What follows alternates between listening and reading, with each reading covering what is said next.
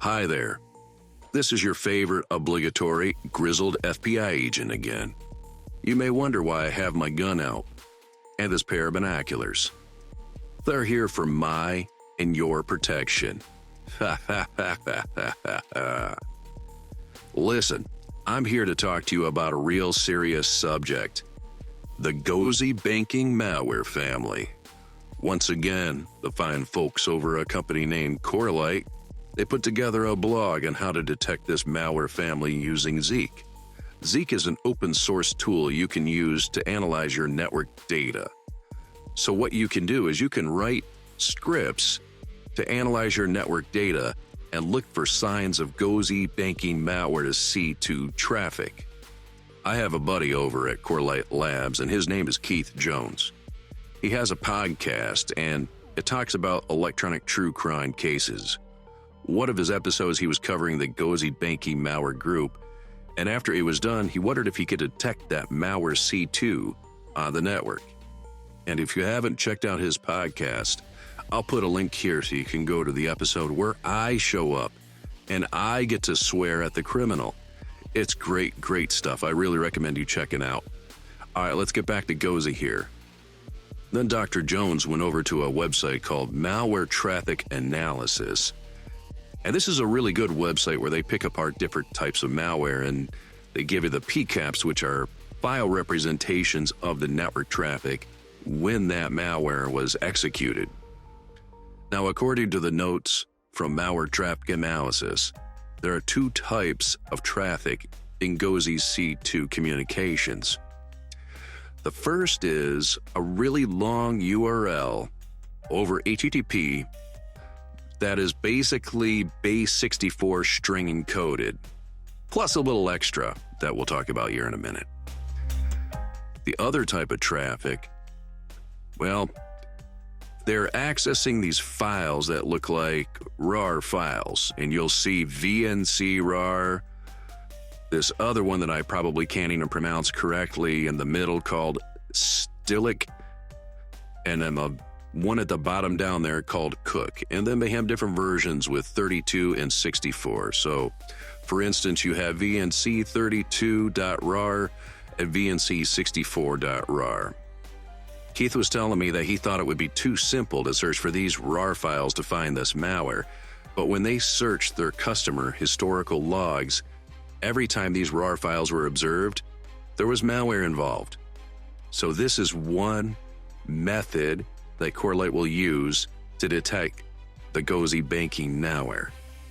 Now let's address these really long base 64 encoded URLs I talked about previously. Now these really long URLs that are base 64 encoded, they usually start with a directory that is a normal English word like uploaded.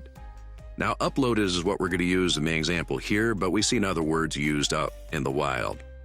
Now, another thing Gozi will do is throw in random forward slashes to make it look like a normal URL. These forward slashes in the end, Gozi will just throw them out.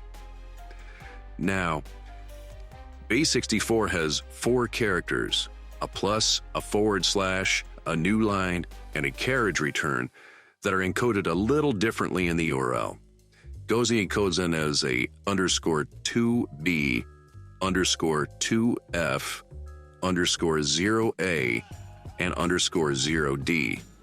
So if you put all that information together, you get a regular expression kind of like this. Now Gozi will use a lot of forward slashes, or most normal URLs will not. If we put a condition to see at least 10 forward slashes on our regular expression, that'll help eliminate any false positives that we see in practice.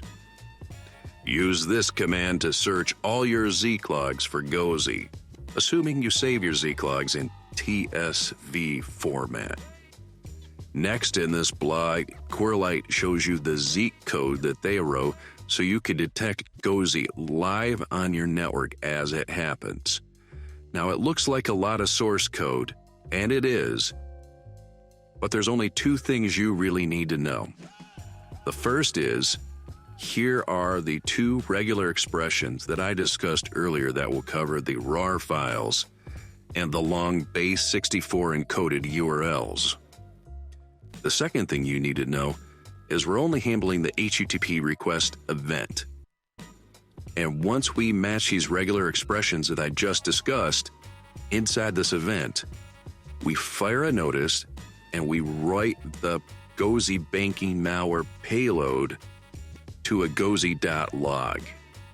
Now you'll notice in my code here that Corley has put a check in for entropy and says a payload has to have entropy of at least 4. This is because Gozi's payload is encrypted, and encrypted data has higher entropy. And your next question should be, hey Grizzled FBI Agent, are there any variants of Gozi that this logic will detect? And the answer is yes. Here's a half dozen here, and there are probably more variants out there that we don't even know about. So this logic will detect other malware families that have them based upon Gozi. Now if you install the Zeek code at this link, and then you run it on the PCAT that we discussed earlier, you're going to get a gozi.log like this. And you can see the colored areas here. This is the Gozi payloads that we talked about earlier. You can see the base64 encoded URLs here, and then you can see the RAR files down here. So all of this is clearly Gozi traffic. And if you open your notices log, you'll find some detections in there as well. You can see they're very similar to the gozi.log that I just showed you earlier. And before we conclude, please like and subscribe.